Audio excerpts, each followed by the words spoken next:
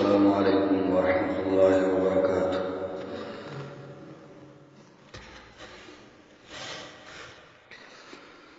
إن الحمد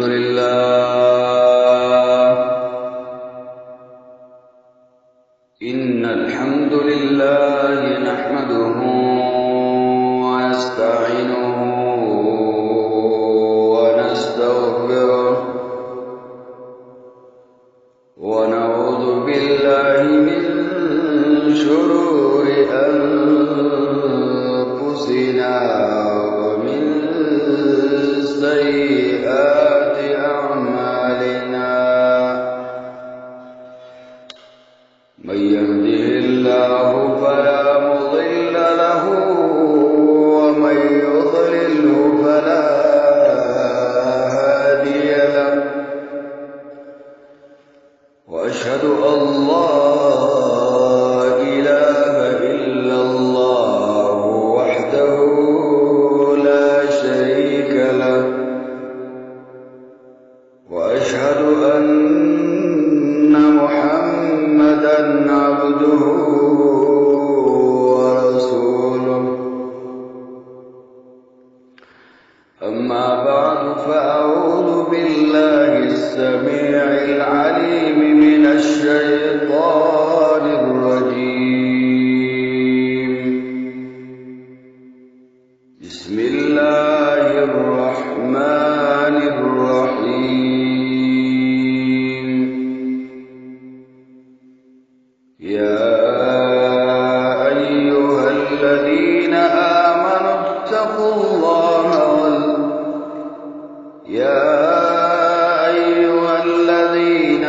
آمنوا اتقوا الله حق تقاته ولا تموتن إلا وأنتم مسلمون. يا أيها الناس اتقوا ربكم الذي خلقكم من نفس واحدة وخلق منها زوجها وبث منهما رجالا كثيرا ونساء. واتقوا الله الذي تساءلون به والأرحام إن الله كان عليكم رقيبا. يا أيها الذين آمنوا اتقوا الله وقولوا قولا سديدا يصلح لكم أعمالكم ويغفر لكم ذنوبكم ومن يطع الله ورسوله فقد فاز فوزا عظيما. أما بعد فإن خير الحديث كتاب الله وخير الهدي هدي محمد صلى الله عليه وسلم. وشر الأمور محدثاتها وكل محدثة بدعة وكل بدعة ضلالة وكل ضلالة في النار. وقال الله تبارك وتعالى في كتابه المجيد: أعوذ بالله السميع العليم من الشيطان الرجيم. تتجافى جنوبهم عن المضاجع يدعون ربهم خوفا وطمعا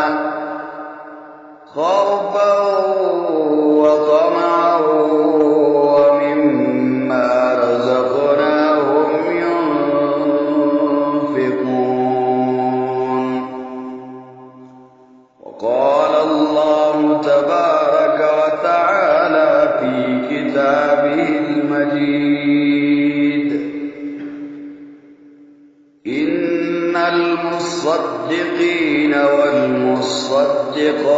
وأقرضوا الله قرضا حسنا يضاعف لهم ولهم أجر كريم.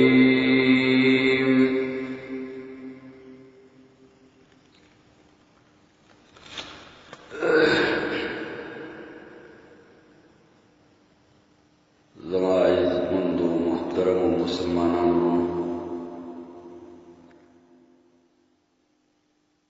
ستاسو په مخ کې مونږ یو خبره راوړل کړې وه د تېرو جمعو راسي، او دغه خبره دا په مسلمانانو باندې لازمي خبره ده، او لازمي به ولې نه چې الله رب العزت په قرآن کریم کې دغه عمل چې کوم صدقه ورته وایي دغه عمل یې د ډېرو غټو عملونو سره یو ځای راوړی دی. قرآن کریم کې سورہ بقره کې ابتدائی آیاتونو کې اللہ رب العزت فرمائی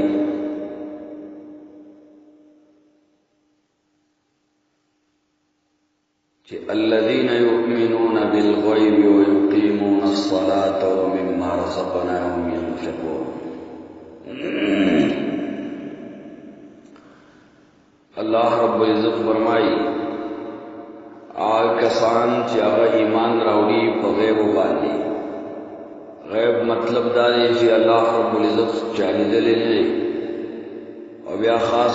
په دې وخت کې رسول صلی الله علیه وسلم چالیدلی نه دی، لیکن د ډېرو خلکو په ایمان دی. نو هغه کسان چې هغوی ایمان راوړي په غیب باندې او بیا منځ قایموي ویقیمون الصلاة، منز چکلا قائمی نبیا ومما رزقناهم ينفقون، او حاغا مال نہ خرچ کی آغا سا خرچ کی چکم اللہ رب العزت آغی طور کری. اور دی مطابق منگا سا خبر کری و مخی جمعہ کی داغی سا د صدقې مطابق هغه فایدې هغه بیان شوې، او موږ دا خبره کړې وه چې آینده جمعه کې به د دې مخکې خبره کوو.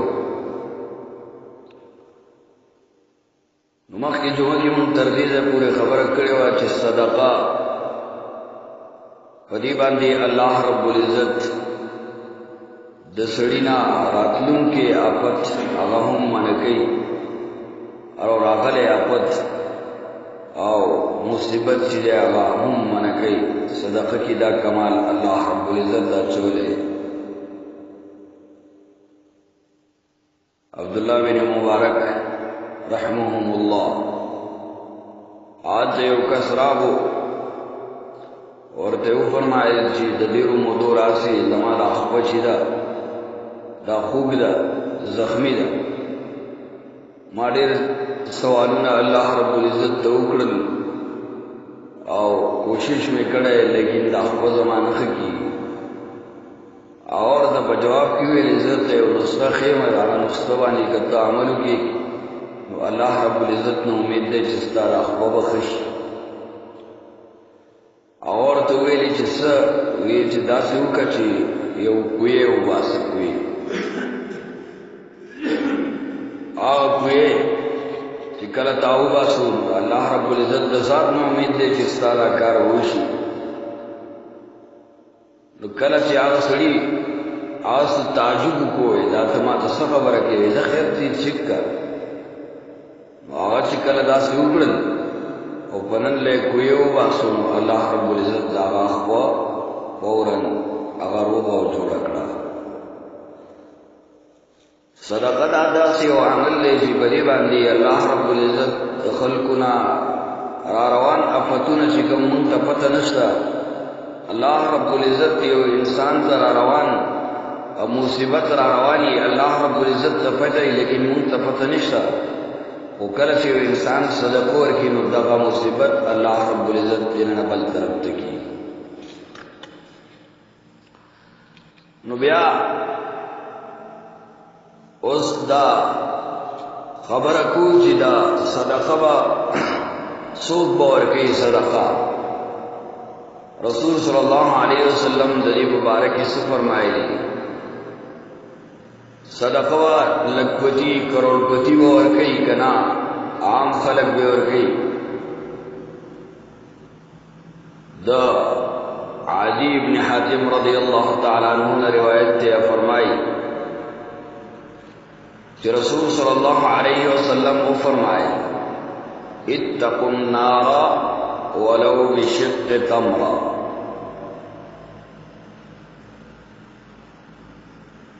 رسول صلی اللہ علیہ وسلم نے فرمایا وَإِ تاسو ځان د جهنم د اور نه بچ گئی اگر کد کجوری په نیمه ټوکړه باندې په نیمه حصہ باندې او د دې نه دا معلومه شو چې الله رب العزت تا ته کمال درکړي الله رب العزت تا باندې څومره پر اخیره واسطه هغه مناسب خرچ کا صدقه ورکا او بل مطلب پکې دا دی چې د رسول صلی الله علیه وسلم احادیث کې دویم خبره دا ده چې دا صدقه ګورې سړی د اور د جهنم نه بچ کړي مخکې جمعه کې دا ذکر شوی صدقه دا د اور د جهنم نه خلک بچ کړي نو صدقه چې دا د لحد د قبر د عذابونو هم خلک بچ کړي نو دغه چې رسول صلی الله علیه وسلم فرمایي چې تاسو ځان د اور نه بچ کړئ په څه باندې په صدقه ورکول باندې دا صدقه بیا داسې نه دی خلکو په ذهن کې او د بعض خلکو په ذهن کې به دا خبره چې یاره زموږ سره سړي ته ووایي چې یاره صدقه کوه خرچه کوه نو دی سوی وایي بس الله رب العزت ته سوال کوه چې دعا کوه چې الله رب العزت حالات برابر کړي نو که خیر یا صدقې کو او دغه حالات د قیامت پورې د نه برابر کړي که سړی ورته وایي نو دی وایي صبر وکړه ته لږ دعا کوه چې حالات برابر شي لکه تعالی چې دعا کو نو ځان ته وکړو چې موږ له الله رب العزت راکړي موږ له صدقې وکړو نو بهرحال دا صدقې مطابق دغه غریب به ورکوي مالدار یې ورکولی شي صدقه په مالدار پورې خاص نه ده صدقه د زړه پورې تعلق ساتي چې الله رب العزت انسان د کجوري په یو ټوکړه باندې چې یو کجوره سړی راواخلي او په منځ باندې نیمه کړي او دغه نیمه ټوټه چې ده دا د الله رب العزت په لاره کې ورکړي او نو دې باندې الله رب العزت سړی د اور نه نجات ورته ورکوي او د جهنم د اور نه بچ کړي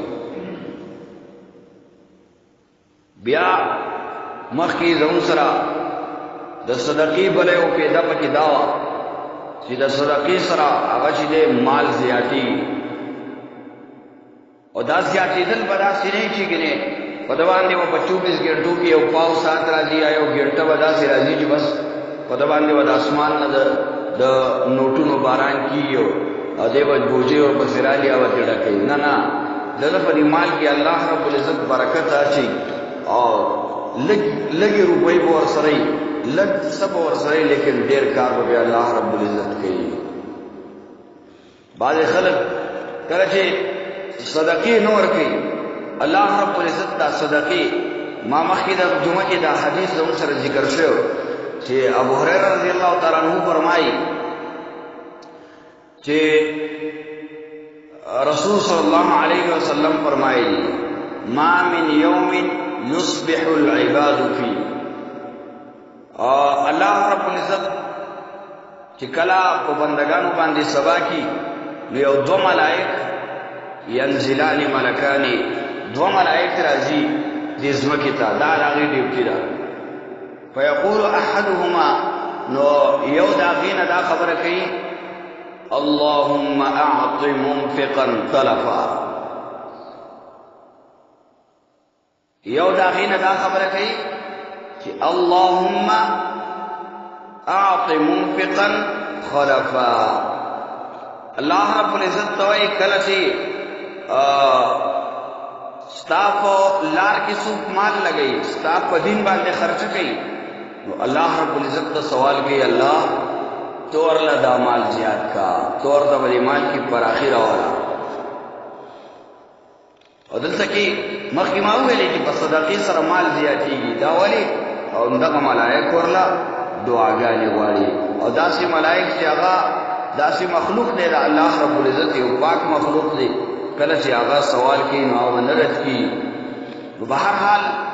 دویم ملائک څه وایي چې اللهم اعط ممسکا تلفا. دویم ملائک دا خبره کوي وای اے الله څوک چې ستا په نوم باندې نه ورکوي، څوک چې ستا په دین باندې نه خرچه کوي، هغه خلک چې هغې خپلو روپو ته غوټې ورکوي، تاسو ولي دي او ډېر شی روپۍ هغه را جمع کړي په بار کې تپوس وکړي، نو په داسې حالاتو کې او همیشه بل حدیث کې راځي رسول صلی الله علیه وسلم فرمایي چې چا چې په ځان باندې د سوال دروازه را کوله وکړه، نو دغه انسان به الله رب العزت عمر له دغسې محتاج ساتي، سوالګری به ساتي.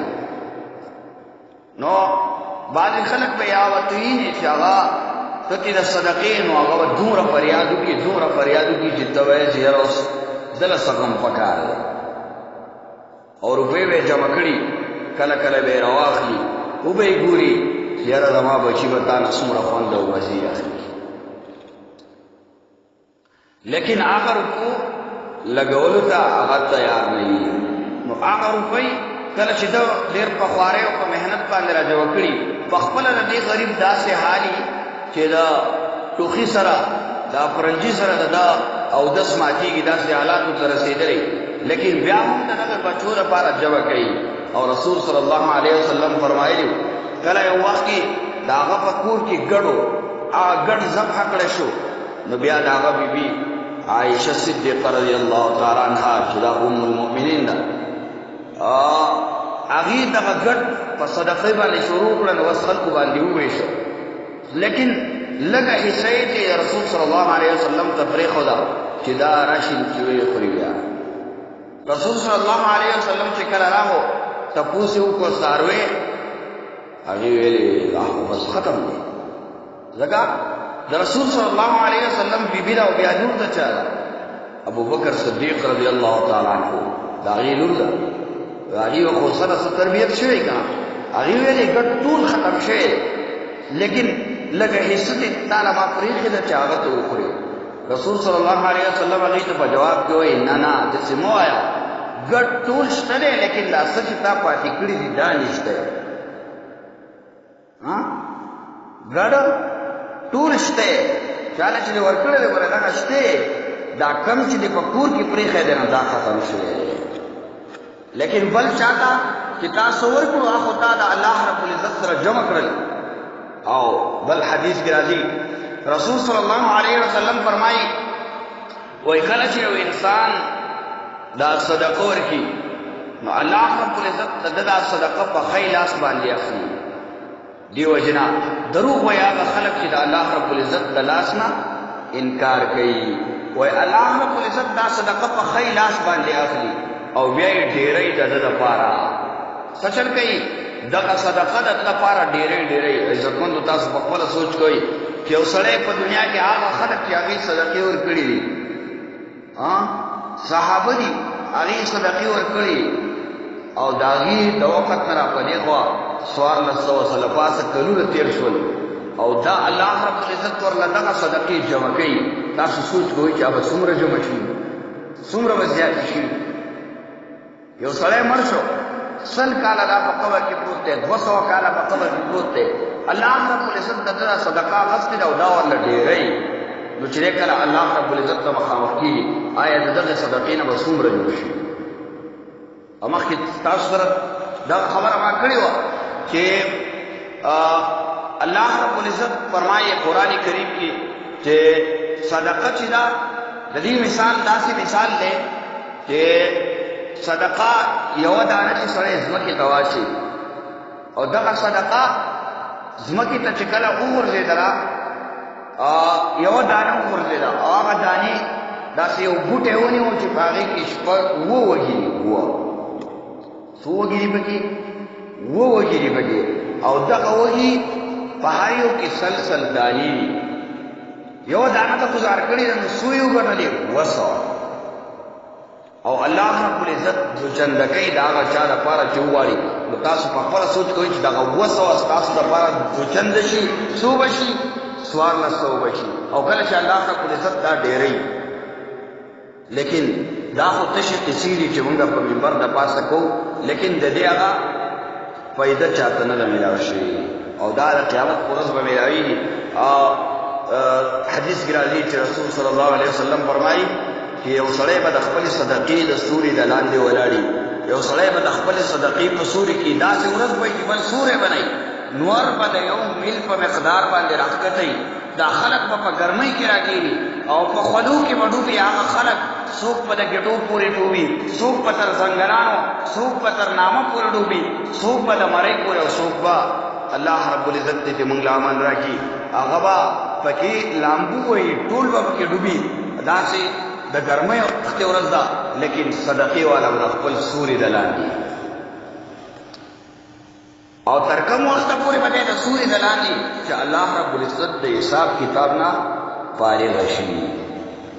نو په ده باندې به دغه 50,000 کاله ورځ چې ده په دې کې به په ده باندې تکلیف دی صدقه داسې یو عمل دی نو په هر حال دا ملائک چې دي دا دعا کوي دا وایي چې څوک الله رب العزت په دین باندې خرچه کوي مال لګوي نو الله رب العزت دې ورله زیاتې کړي او کوم چې ورله بوټې ورکوي او لګوي نه نو الله رب العزت ته ملائک سوال کوي وی الله ته ورله دا مال څه کې ختم کړي او بیا موږ مخکې ویلي چې مال ختمېدل په 2 قسمه یو داري چې مال بالکل ختم شي یو سړي روپۍ ایښودې کور کې یخې اور ولګېد اوس ولګېدې دا ختم شي یو داسې چې مال د هغه لاسو ته راځي ډېرې روپۍ ګټي لیکن په دغه روپو کې الله رب العزت ته برکت اغستی برکت پکې دي او دا شته دی د بعضې هغه دا خبره کوي چې ډېر روپۍ موږ پیدا کوو لیکن برې پکې نشته برکت پکې نشته دی چې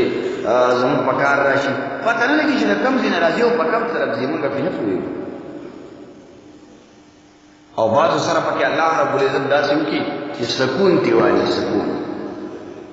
سکون چې کله د انسان نه واخیستی شي دله ته لکونه کروڑونه ورکوه لیکن دی پکې خوشحاله نه دی دا خوشحالي په روپو کې نه ده دا خوشحالي په دنیا کې نه ده لیکن دا خوشحالي د الله رب العزت د طرف نه یو ورکړی نعمت دی چې چاته یې ورکړي نو بهرحال دغه ملایکو د خیرې دا چې چاته وشي نو هغه سره بیا داسې کېږي چې هغه مال یا خو داسې شي چې بالکل ختم شي او یا داسې شي چې برکت دی و هغه نه یې پکې داسې د ده په کار نه راځي رسول صلی الله علیه وسلم فرمایي وایي په تاسو کې داسې څوک دی چې د هغه د خپل بچي مال خوښ دی یا یې د خپل رور مال خوښ دی داسې څوک شته دی صحابه وویلې د الله تعالی رسوله په موږ کې خدا یو خپل مال خوښ دی او دا پښتنو کې دا خبره مشهوره ده که نه وایي الله رب العزت دې موږ ته د خپل لاس ګټه راکړي نو د خپل لاس ګټه څه ده وایي مال چې دی دا ستا په کوم ځای کې په کار راځي یو دا دی چې په خپله دې ولګو خوند او مزې یې ترې واخېستې دغه یو هغه دی چې تا د الله رب العزت په لاره کې ورکو نو هغه جمع دی او هغه تا ته میلاویږي بلکې د هغې دوچنده به میلاویږي او څنګه چې مخکې ما وویلې داسې به کېږي او بل مال هغه مال دی چې هغه تا په بچو باندې خرڅه کړی نو ګورې دغه مال ستا په کار نه راځي کوم چې تا بچو ته پرېږدی پته نه لګي ستا د مرګ نه بعد به دا بچي څه کوي دا علم چاته شته دی او ولیدل تاسو په دې معاشره کې تاسو ولیدل او چې پلار یې په یو رنګه باندې مال وګټي راجمع کړي او چې کله هغه وفات شي نو هغه بچي په داسې عیاشیانې کوي تاسو په خپله به لیدلي چې هغه مال په یو سکڼ کې والوځي. اوس دته د الله رب العزت سره معامله راغلې ده، دته د الله رب العزت عذابونه به متوجي ځکه پته نه لګي دا مال په دغه کم ځای را پیدا کړی په کومه طریقه به ده ګټلی او دغه عذابونه چې دي دا د الله رب العزت ته متوجي دي. او بچی چې دی بچی سیوا دلته کې یو سګرټ خفي بل ورکوي او نور چې کوم د نشو تماشو اوس کېږي هغه کوي، کله ناکله سلیماته پکې چکر لګوي، که نور څه داسې د حیاشۍ کارونه یي هغه کوي. دلته چې په پلار باندې په قبر کې څه تېرېږي هغې نه خدای نه دی خبر. ډېر کم خلک وایي چې هغه د پلار فکر به کوي، د پلار پروا به ورسره وي، هغه کس به د الله رب العزت په لاره کې خرچه کوي، د پلار دپاره به یې ورلېږي چې زما پلار هغه په قبر کې دفن شوی دی، الله رب العزت د دې اجر هغې ته ورکړي. دا به ډېر کم خلک دي ځکه دا مال داسې یو څیز دی چې دې پلار خپل بچي ته پیدا کو او دی مړ شو، پلار ختم شو، اوس د ده بچی چې رالګي هغې خپل بچي ته پیدا کړي. هغې ډېری چې سبا زما د بچي باندې په کار راځي زه لږ ورې بیا کوټې هم نه لګوي څه چل وکړي که ډېر غټ کار وکړي نو بس چېرته یو څاروی راواخلي او حلال کړي پسې د نم نمایش لپاره هغې کې هم د الله رب العزت هغه نافرمانیانې په نمونو باندې وشي. دغه خلک چې هغه دغه صدقې په نیت باندې یا کړی یا نه لیکن هغه کار وکړي رسم رواج وکړي او یاره که الله رب العزت ته اجر د هغې خبره به وروسته کو خو دا خلک ګیلې کوي او وایي چې مړی تاسو ورغړه. نو دغه نام نمایش دپاره بعضې خلک پکې وکړي لیکن دغه هم هر سړی نه کوي. نو به هر حال مال هغه مال دی چې تا په خپله باندې ولګو، د الله رب العزت په لار کې دې خرچه وکړه، په مسلمانانو باندې دې خرچه وکړه او دغه مال ستا د الله رب العزت سره جمع شوی دی. کله چې ته لحد ته ورځې قبر ته ورځې همدغه صدقه به تعالی لاس ورکوي. کله چې ته د الله رب العزت په مخ کې ودرېږې د هغې ګرمۍ او د سختۍ په ورځ کې ودرېږې همدغه صدقه به تعالی په دغه ځای کې لاس ورکوي او مال هم دغه مال. نو بہرحال بیا رسول صلی الله علیه وسلم وفرمایل چې دا باندې سړی تاسو فکر کړئ څه ورسره ییم نه د صدقې د ورکولو خو نه لیکن الله رب العزت په دې خپلو بندګانو باندې څومره مهرباني کوي. تاسو سوچ کوئ یو سړی دی رسول صلی الله علیه وسلم فرمایي یو سړی دی دله الله رب العزت مال ورکړی او ډېر مال یې ورکړی او بیا عالم هم دی ورې حق پرس عالم د خلکو په مابین کې ډېرې ښې فیصلې کوي، قرآن او حدیث متبع. اوس بل کس راغو او ده ته یې وکتلې اوس دا غریب ته شپانه یې له روپۍ ورسره نشته علم یې نه دی کړی صیبه تش لغلی ده لوښې او صرف دا یې وویلې چې الله که چېرته تا مالا مال لا کړی او د دغه سړي په شان علم دې ما ته را کړی نو اوس به ما هم د ده په شان لګوی. الله رب العزت کله چې دا سړی مال لګوي خرچه کوي علم یې کړی دی لیکن دغه سړی چې هغه دا ارزو کړې ده دا ارمان یې کړی دی نو دغه انسان به د دې سړي سره په اجر کې صحیح یو شان وي. اوس دویم هغه کس دی چې هغه داسې دی چې الله رب العزت هغه ته مال ورکړی دی، مال ډېر زیات مال یې ورکړی، دا مال یې پرې پراخه کړی دی او دی څه دی دی د الله رب العزت په نافرمانیانو کې اخته دی. بس صیبه مهربانه ټیمې دي ګډوي او څه نشې تماشې دي کوي او زما په شان یو خوار راغی داسې وکړل چې کاش چې داسې مال زما سره وی والله چې ما ته یو پنځه شپږ ډمې ګډېدې نو څونه خوند به یې کولې. نو دغه سړی چې دی دا هم وایي ده سره په دغې ګناه کې څه دی شریک دی هم دنیا کې ازلی بدبخت دی سشته دی هم نو په لاس کې څه نشته تشپاڼې دی مال نشته علم نشته لیکن ارمان د څه کوي و یاره چې فلاني په شان کې مال مې وی داسې کارونه مې پرې کولي نو ګوره دی ورسره په ګناه کې څه دی شریک دی نو صدقه ورکول هم دي لیکن په هغې کې نیت خاص کول د الله رب العزت دپاره چې مونږ دا څه کوو دغه اجر به د الله رب العزت نه د قیامت په ورځ باندې غواړو مونږ ته الله رب العزت د دې اجر راکوي صدقه چې مونږ کوو هغه هم په دې نیت کول پکار دي نو بهرحال دې ځمه کې مونږ دغه صدقې خبرې راغونډې کړې چې دا ستاسو په مخ کې واوکړي الله رب العزت دې په دې خبرو باندې مونږ له عمل کولو توفیق راکړي اقول قولي هذا استغفر الله لي ولكم لسائر المسلمين